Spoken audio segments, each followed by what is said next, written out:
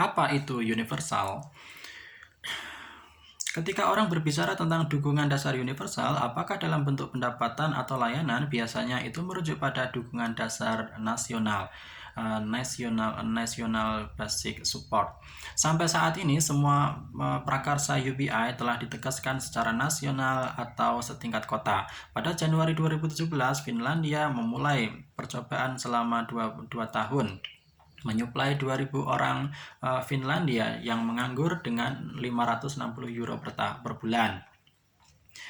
Terlepas dari apakah mereka mendapatkan pekerjaan atau tidak, percobaan serupa sedang berlangsung di Provinsi Ontario, Kanada, di kota Livorno di Italia, dan di beberapa kota di Belanda. Pada tahun 2006, Swiss mengadakan referendum untuk melembagakan skema penghasilan dasar nasional ini, tetapi para pemilih menolak gagasan tersebut.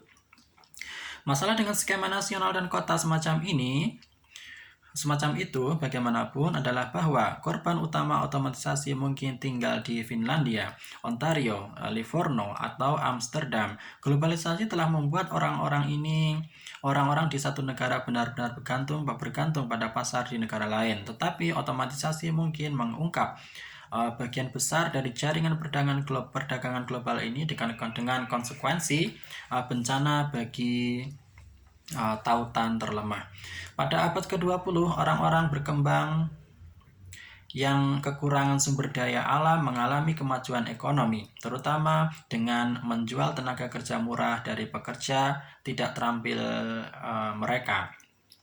Dewasa ini, jutaan orang Bangladesh mencari nafkah dengan memproduksi kaos dan menjualnya kepada pelanggan di Amerika. Sementara orang-orang di Bangalore digaji untuk pekerjaan menjadi call center mereka yang berhubungan dengan keluhan pelanggan Amerika. Namun dengan munculnya AI, robot, dan printer 3 dimensi, para tenaga kerja tidak terampil yang murah itu akan menjadi jauh kurang penting. Alih-alih membuat kaos di Dhaka dan mengirimnya ke Amerika Serikat, Anda bisa membeli kode baju secara daring dari Amazon dan mencetaknya di New York. Toko Zara dan Prada di Fifth Avenue dapat diganti oleh pusat percetakan 3 dimensi di Brooklyn. Dan beberapa orang bahkan mungkin memiliki printer di rumah. Secara bersamaan, alih-alih menghubungkan layanan pelanggan di Bangalore untuk mengeluhkan printer Anda bisa langsung berbicara dengan perwakilan AI di cloud Google, yang aksen dan nada suaranya disesuaikan dengan preferensi Anda. Para pekerja yang baru menganggur dan operator call center di Dhaka dan Bangalore tidak memiliki pendidikan yang dibutuhkan untuk beralih menjadi perancang kemeja modis atau menulis kode komputer. Jadi, bagaimana mereka akan bertahan? Jika AI dan printer 3 dimensi memang mengambil alih ke pekerjaan orang-orang di Bangladesh dan Bangalore, pendapatan yang sebelumnya mengalir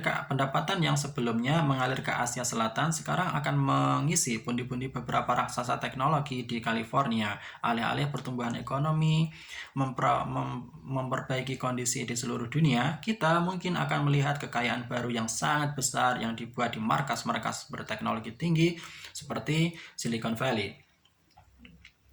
Sementara banyak negara berkembang runtuh. Tentu saja beberapa negara berkembang termasuk India dan Bangladesh mungkin maju cukup cepat untuk bergabung dengan tim pemenang. Dengan waktu yang cukup, anak-anak dan cucu-cucu pekerja tekstil dan operator call center itu mungkin menjadi insinyur dan pengusaha yang membangun dan memiliki komputer dan printer 3 dimensi. Tetapi waktu untuk melakukan transisi seperti itu sudah habis, di mana di masa lalu, tenaga kerja tidak terampil murah telah berfungsi sebagai jembatan yang aman di seluruh kesenjangan ekonomi global. Dan bahkan jika suatu negara maju secara perlahan, secara perlahan bisa diharapkan untuk mencapai keselamatan pada waktunya. Mengambil langkah yang tepat lebih penting daripada membuat kemajuan cepat. Namun sekarang jembatan itu bergetar dan mungkin segera roboh. Mereka yang telah menyeberanginya lulus dari buruh murah ke industri keterampilan tinggi mungkin akan baik-baik saja, tetapi mereka yang tertinggal mungkin menemukan diri mereka terjebak di sisi jurang yang salah tanpa sarana untuk menyeberang.